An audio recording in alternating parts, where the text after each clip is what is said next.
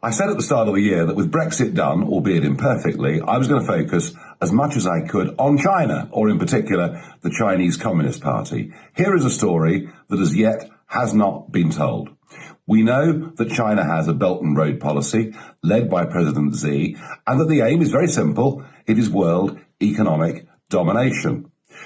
We also knew that British universities were receiving quite large sums of Chinese money. But this story has been completely untold up until this moment in time, and it is that the Chinese are now buying up British schools. I hadn't heard this until a few days ago. It started back in 2014, and it's now gathering pace. Why is it happening? Well, the independent sector, the private sector in Britain, educates about 7% of our children. But school fee inflation has been so rapid over the last few years that many of them have got real financial difficulties. The boarding schools have made up for this by getting lots and lots of Chinese students to come and pay top whack fees in this country.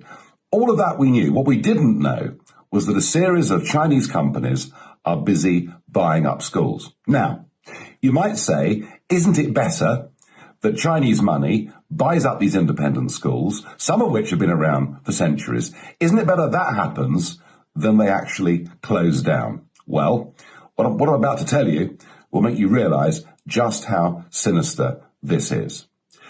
One company, for example, a company known as Bright Scholar, they have bought Bournemouth Collegiate. They bought St Michael's in Llanelli. They bought Bosworth Independent. They bought the Cats Colleges, a series of language colleges around the country. But when you look, who owns Bright Scholar? Well, it's run by the richest woman in Asia, whose father is a senior figure in the Chinese Communist Party. And you can go on and on and on and see every one of these companies that is buying up British schools has a direct link to the Chinese Communist Party.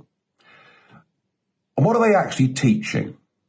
Well, for example, the Confucius Institute now has its materials in 29 of our university campuses and 148 of our schools.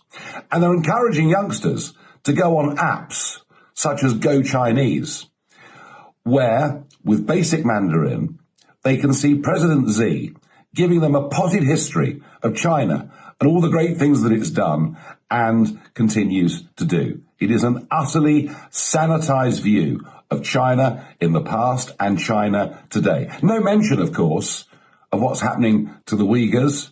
No mention, of course, what's happening to democracy in Hong Kong. These people are being taught that China is the future. They are being literally indoctrinated by the Chinese Communist Party. I think this is an absolutely massive story. I think it's one that needs to be told. I'm delighted that the Mail on Sunday have really gone for this in such a big way. You can read it now online. They've done very extensive research on this.